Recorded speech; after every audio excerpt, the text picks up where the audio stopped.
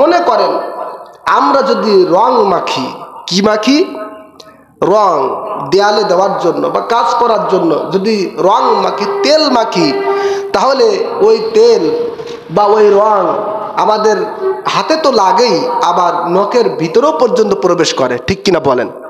অনেক সময় মাটির কাজ করলে নখের ভিতরেও মাটি প্রবেশ করে, আবার অনেক সময় দেখা যায় যে ছোট্ট একটা কিছু দিয়ে সেটা পরিষ্কার করে তারপরে ভাত খেতে হয়, ঠিক না বলেন? ঠিক অনুরূপভাবে মানুষ একের পর এক ছোট থেকে ছোট, বড় থেকে বড় যখন গুনাহ করতে শুরু করে, তার ওই গোনাটা শুধু হাত পর্যন্ত থাকে না, বরং ওই গোনাটা তার নখের ভিতরে পর্যন্ত প্রবেশ করে ফেলে।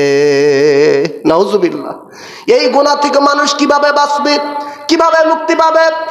দয়াল নবী, মায়ার নবী, রাহমাতাল লিল আলামিন নবীজি বলেন, আমার উম্মতেরা যখন ব্যক্তিটি নামাজের জন্য ওযু করতে যায়, ওই ওযু করার সঙ্গে সঙ্গে তার হাতের গোনাগুলো ঝরে যায়। শুধু হাতের গোনা নয়, বরং তার নখের ভিতরে যে সমস্ত সগীরা কাবিরা গোনা প্রবেশ করেছে, সমস্ত গোনাগুলো পর্যন্ত ওযুর পানির সাথে একের পর এক ঝরে ঝরে পড়তে থাকে। সুবহানাল্লাহ, চিল্লায় বলেন সুবহানাল্লাহ। এটাই হচ্ছে ওযুর ফজিলত। এরপরে নবীজি বলেন, যখন ব্যক্তিটি তার মুখের মধ্যে পানি প্রবেশ করে কুলি করার জন্য, প্রত্যেকটি কুলির পরিবর্তে, প্রত্যেকটি কুলির সাথে সাথে আল্লাহ পাক তার মুখের জবানের যত গোনাহ হয়েছে সমস্ত সগীরা গোনাকে আল্লাহ পাক ওযুর পানির মাধ্যমে ঝরিয়ে দেন। সুবহানাল্লাহ। কি আমাদের জবান দিয়ে গোনাহ হয় কি হয় না? হয় না বলেন? সবচেয়ে তো জবান দিয়েই বেশি গোনাহ হয়, এবং জবান আর লজ্জাস্থান দিয়ে মানুষের সবচেয়ে বেশি গোনাহ হয়।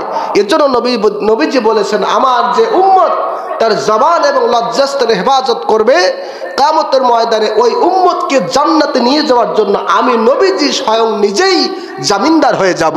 সুবহানাল্লাহ। অর্থাৎ জবান এবং লজ্জাস্থান দিয়ে মানুষের সবচেয়ে বেশি গোনাহ হয়ে যায়। জোরে কান নাউজুবিল্লাহ। নবীজি বললেন, আমার উম্মতেরা যারা সুন্দরভাবে কুলি করবে, ওযু করবে, এই ওযুর পানির সাথে তার মুখের গোনাগুলো ঝরে যায়। সুবহানাল্লাহ। এরপরে নবীজি বলেন, যখন নাকের মধ্যে পানি প্রবেশ করে, নাকটা সুন্দরভাবে ধৌত করার জন্য সঙ্গে সঙ্গে তার নাকের ভিতরে গোনাগুলো ওযুর পানির সাথে টপিয়ে টপিয়ে ঝরে পড়তে থাকে। সুবহানাল্লাহ বলবেন না? এরপরে যখন তার সুন্দরভাবে মুখমণ্ডলটা ধৌত করে, মুখমণ্ডলটা ধৌত করার সঙ্গে সঙ্গে মুখের যত গোনাহ হয়েছে সমস্ত গোনাগুলা ওযুর পানির সাথে টপিয়ে টপিয়ে জমিনের মধ্যে ঝরে পড়তে থাকে। সুবহানাল্লাহ। নবীজি আরো স্পষ্ট করে বলেন যে এই যে ওযুর পানি সমস্ত মুখে প্রবেশ করে, এমনকি চোখের ভিতরেও প্রবেশ করে, ঠিক কিনা বলেন? এ চোখের পাতার নিচের ভিতরে যে গোনাগুলো প্রবেশ করেছে সমস্ত গোনাগুলো পর্যন্ত ওযুর পানির মাধ্যমে গোনাগুলো ঝরে যায়। সুবহানাল্লাহ। কি চোখের গোনা হয় কি হয় না? হয় না বলেন? আপনি এখন রাস্তা বাইর হলেই গোনা, একের পর এক গোনা, ঠিক কিনা বলেন? পা সামনে বাইর আপনার দিলেই একের পর এক গোনা হতে থাকে। সেটা আপনি চাইলেও হয়, অনেক সময় না চাইলেও হয়, ঠিক কিনা বলেন? বেপরদায় মহিলারা এরপরে বিভিন্নভাবে একের পর এক চোখের সামনে গোনাহের কাজগুলো ভেসে আসে, ঠিক কিনা বলেন? নবীজি বলেন, উম্মতেরা গোনা তো হয়ে গেছে, জেনে হোক না জেনে হোক, তোমরা যে উযু করবে ওই উযুর মাধ্যমে চোখের ভিতরের সমস্ত সগীরা গোনাগুলোকে আল্লাহ পাক ঝরিয়ে দেন। সুবহানাল্লাহ। এরপরে যখন ব্যক্তিটি মাথাটা মাসেহ করবে, মাথাটা মাসেহ করার সঙ্গে সঙ্গে তার মাথার যত গোনা, এমনকি তার কানের পাতার নিচের গোনা পর্যন্ত ওযুর পানির মাধ্যমে ঝরে পড়ে।